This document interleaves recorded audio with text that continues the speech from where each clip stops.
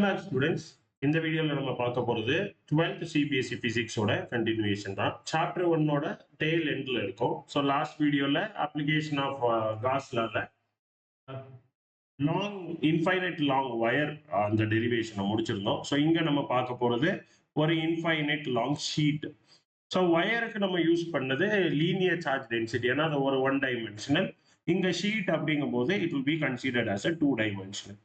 So எப்போவுமே diagram related கொஸ்டினுக்கு ஒரு few words explanation about the diagram explain பண்ணிட்டு அதுக்கப்புறம் நீங்கள் வந்து டெரிவேஷனை ஸ்டார்ட் பண்ணீங்கன்னா பெட்டராக இருக்கும். So we have a infinitely long sheet. So sheet is 2 dimensional. So இன்ஃபைனைட்டாக நம்மளால ட்ரா பண்ண முடியாது அப்படிங்கிறதுனால நம்ம இப்படி ட்ரா பண்ணிக்கிறோம். ஸோ இப்படி ஒரு இன்ஃபைனைட் லாங் ஷீட் இருக்கு. Let us consider an infinite long sheet of charge density sigma, right? Uniform charge டென்சிட்டின்னு ஆட் பண்ணிக்கிங்க.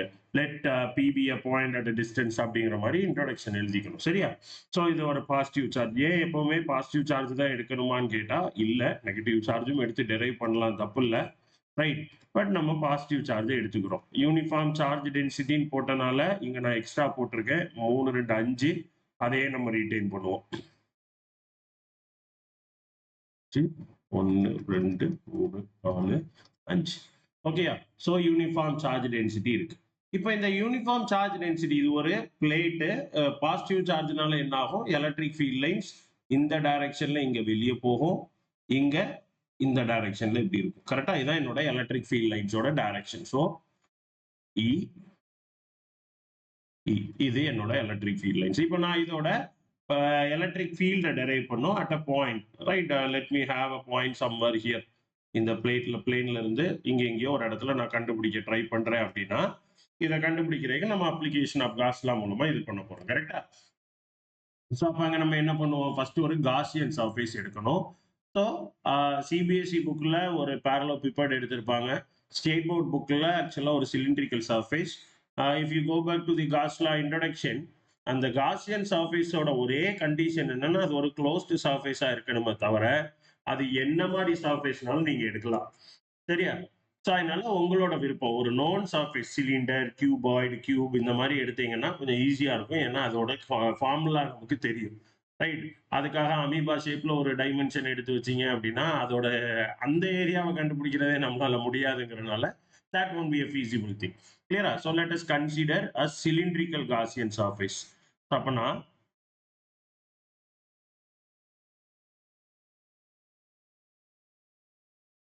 ரைட், ஒரு சிலிண்ட்ரிக்கல் காசியன் சர்ஃபேஸ் எடுக்கிறேன்.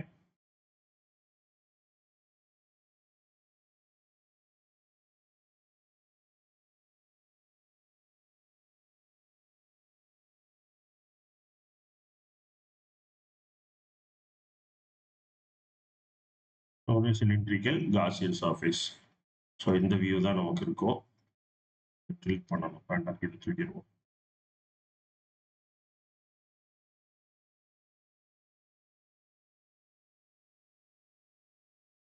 Okay,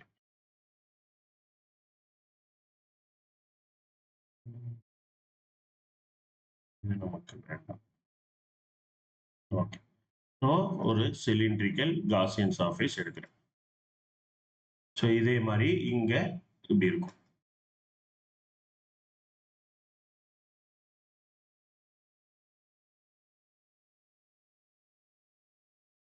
okay, right. ஸோ இதான் என்னோட சிலிண்ட்ரிக்கல் காசியன் சர்ஃபேஸ். ஸோ இதோட ஏரியா ஏ, அதே தான் இங்கே இருக்கும் ஏ. ஸோ மொத்தம் 3 சர்ஃபேஸ் இருக்குங்கிறத லாஸ்ட் கிளாஸ்ல பேசணும். ஒரு சிலிண்டருக்கு there are 3 ஏரியாஸ். ஸோ இதை நான் 1ன்னு எடுக்கிறேன், இங்க இருக்கிறத நான் 2ன்னு எடுக்கிறேன், இந்த கர்வ்டு சர்ஃபேஸை நான் சர்ஃபேஸ் 3ன்னு எடுக்கிறேன். So at any point of time இதோட ஏரியா வெக்டார் இப்படி இருக்கும், என் கேப், n1 கேப்னு நான் போட்டுக்கிறேன். இதோட ஏரியா வெக்டார் இப்படி இருக்கும், n2 கேப். இதோட area vector always perpendicular to the surface, n3 cap. So total flux is equal to phi1 plus phi2 plus phi3. சரியா? ஸோ எலக்ட்ரிக் ஃபீல்டோட டைரக்ஷனும் என்ன போட்டுப்போம். ஸோ இந்த இடத்துல இது எலக்ட்ரிக் ஃபீல்டோட டைரக்ஷன் இ, இந்த இடத்துல இதுதான் எலக்ட்ரிக் ஃபீல்டோட டைரக்ஷன் இ, இந்த இடத்துல இதுதான் எலக்ட்ரிக் ஃபீல்டோட direction E. So θ1 equal to 0 degree, ஏன்னா ரெண்டுமே சேம் டைரக்ஷன். இங்கேயுமே ரெண்டுமே same direction, theta 2 equal to 0 degree, theta 3 equal to perpendicular இருக்கும் 90 degree. கிளியரா? ஸோ அப்போ எனக்கு 5(1) plus 5(2) plus 5(3), 5(3) 0 because it is cos 90 equal to 0. So இதுக்கு என்ன வரும் அப்போ 5(1) plus 5(2) மாறி, which is equal to EA cos theta, cos 0 1 இங்கேயும் EA plus 5(2) EA, which will give me 2EA. கரெக்டா? இதுதான் flux using the basic formula. Now according to Gauss law, flux is equal to Q by epsilon naught. கரெக்டா? இந்த Qங்கிறது என்ன? total charge enclosed by the surface. So இந்த சர்ஃபேஸ்க்குள்ள இருக்க சார்ஜை பத்தி நம்ம பார்க்கும்போது, இந்த கியூவை பத்தி பார்க்கும்போது எனக்கு ஒரு எப்பவுமே அந்த காமெடி ஒண்ணு ஞாபகத்துக்கு வரும். ரைட், நீங்க எல்லாம் பார்த்துருப்பீங்களானே தெரியல. உன்னிடத்தில் என்னை கொடுத்தேன்னு ஒரு படம், விக்ரமன் டைரக்டரோட படம். கார்த்திக் நடிச்சிருப்பாங்க. ரைட், கார்த்திக் கிடையாது, சூர்யா தம்பி கிடையாது, கௌதம் கார்த்திகோட அப்பா. ஸோ அந்த படத்துல ஒரு சீன் வரும். ஸ்டார்டிங்ல வந்து கோயிலுக்காக காயின் கலெக்ட் பண்ணுவாங்க. ரைட், காணிக்கை செலுத்துறோம் அப்படின்ட்டு மக்கள்கிட்ட எல்லாம் கலெக்ட் பண்ணிட்டு வருவாங்க. அதை கலெக்ட் பண்ணிட்டு வரும்போது ரெண்டு பேரும் ஒரு விஷயம் பண்ணுவாங்க. அது என்ன அப்படிங்கிறத பார்த்துட்டு நம்ம இந்த டாபிக் உள்ள வருவோம். ஸோ கலெக்ட் பண்ணிட்டு வந்துட்டாங்க. கலெக்ட் பண்ணிட்டு வந்துட்டு கோயில்ல அந்த காணிக்கையை செலுத்த வந்திருக்காங்க. உன் பேரை சொல்லி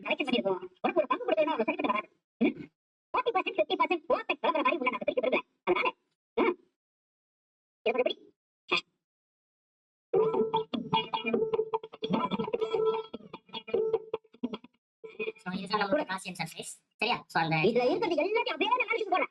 இந்த படத்துக்குள்ள போய் எல்லாம் உனக்கு வெளியே ஏதோ கொஞ்சம் பிச்சை பிச்சை சத்தம் பாரு, அது மட்டும் தான் எனக்கு போறேன்.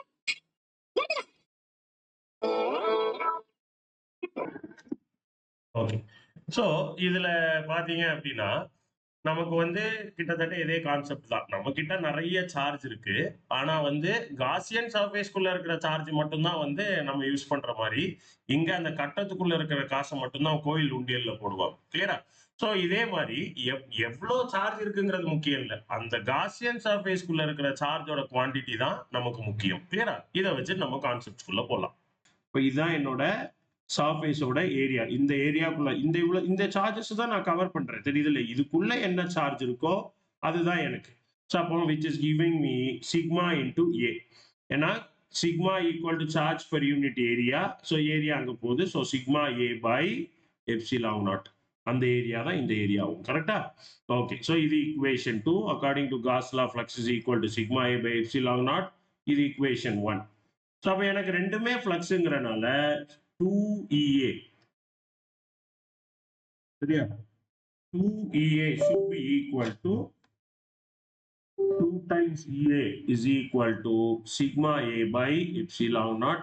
AA cut ஆயிரும். So my electric field at any point is sigma by 2 epsilon naught.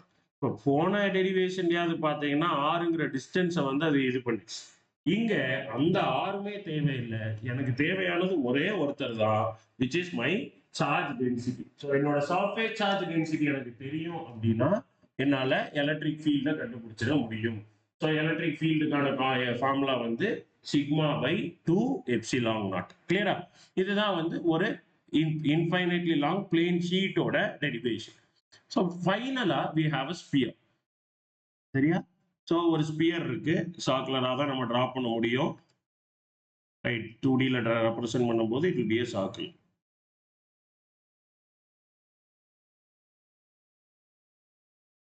ஒரு ஸ்பியர் எடுத்துக்கிறேன். இப்போ இந்த ஸ்பியரோட பாயிண்ட் படி சென்டர். சரியா? இது radius of the sphere. So நான் capital R sphere radius. let us consider a sphere of radius r. hollow spherical shell actually. So spherical shell of radius capital R. ஷெல்லுனா என்ன? உள்ள எம்டி. கரெக்டா? அப்ப எல்லா சார்ஜுமே எங்க டிஸ்ட்ரிபியூட் ஆயிருக்கும்னா அட் த சர்ஃபேஸ். ஸோ இதுவுமே வந்து சர்ஃபேஸ் சார்ஜ் டென்சிட்டி தான், சிக்மா போடணும். வால்யூம் சார்ஜ் டென்சிட்டின்னு ரோ போட்டக்கூடாது, ஏன்னா உள்ள empty. This is an empty space. கிளியரா? ஸோ அங்கே எம்டியா இருக்கும். ஸோ அங்கே சார்ஜஸ் இருக்க முடியாது. So only at the surface you will have the charges. Okay. So அப்போ எனக்கு இப்போ 3 இடத்துல நான் கண்டுபிடிக்க போறேன். Inside the surface. ஸோ இதுல நான் ஒரு ஷெல் டிரா பண்றேன். So inside the surface I want to take a Gaussian surface. So ஒரு காசியன் சர்ஃபேஸ் எடுத்தாச்சு. இந்த காசியன் சர்ஃபேஸோட ரேடியஸை நான் ஸ்மால் ஆர்னு எடுக்கிறேன். சரியா? ஸோ இந்த காசியன் சர்ஃபேஸோட ரேடியஸை ஸ்மால் ஆர் அப்படின்னு எடுத்துக்கிறேன். அட் தி சர்ஃபேஸ்க்கும் அவுட் சைடுக்கும் காப்பி பேஸ்ட் பண்ணி வச்சிருவோம். ஓகே.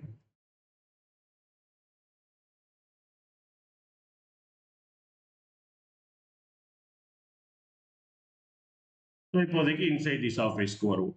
இப்போ according to Gauss law, right, நான் ஃபர்ஸ்ட் காஸ் லாவே எடுத்துறேன். According to Gauss law,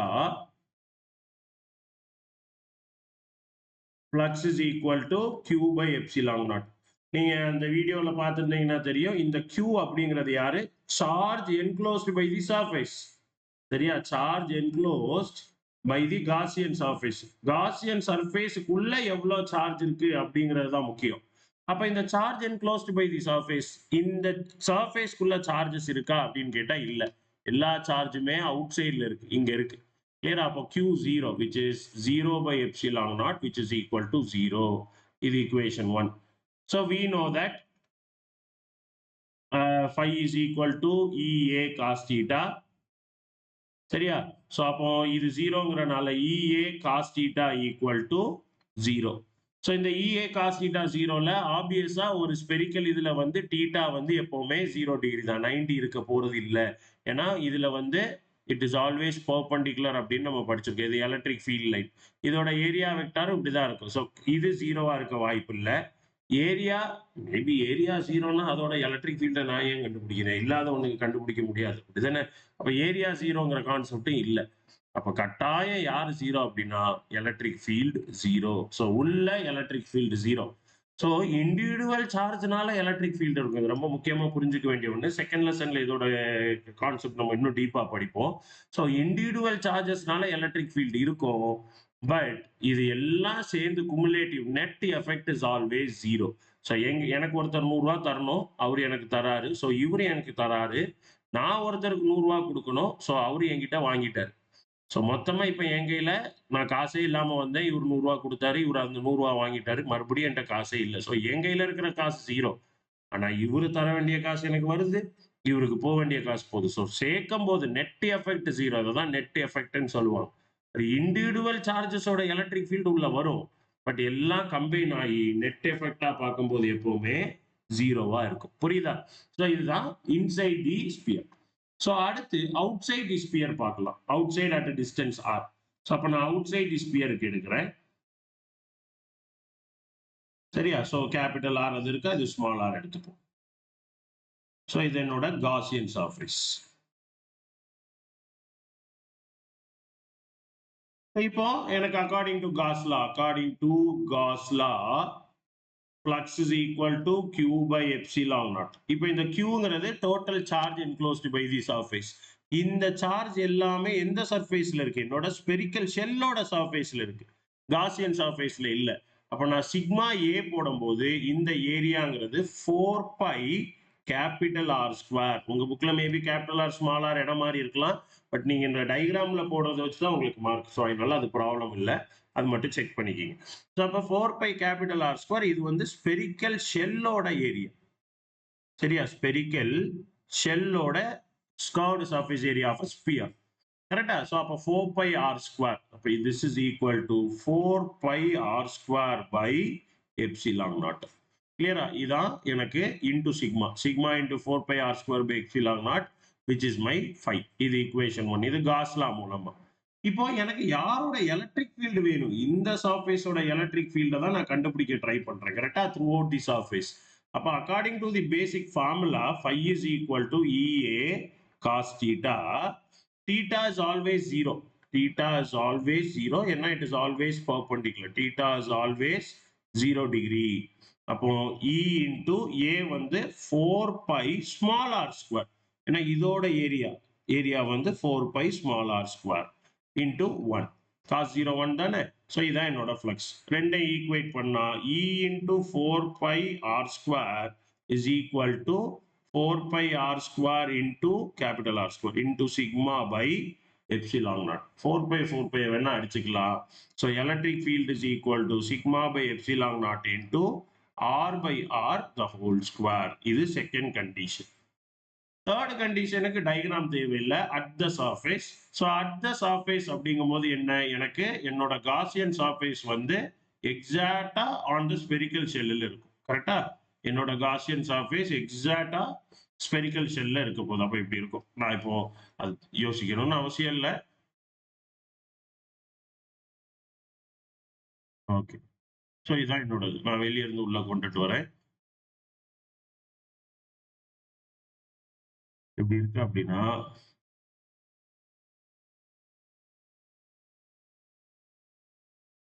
right, எக்ஸாக்டா அப்படி மேட்ச் ஆகிற மாதிரி நான் காசியன் சர்ஃபேஸ் எடுத்திருக்கேன். ஓகே, ஸோ இதுதான் என்னோட ஸ்மால் ஆர். சரியா? இதுதான் என்னோட ஸ்மால் ஆர்.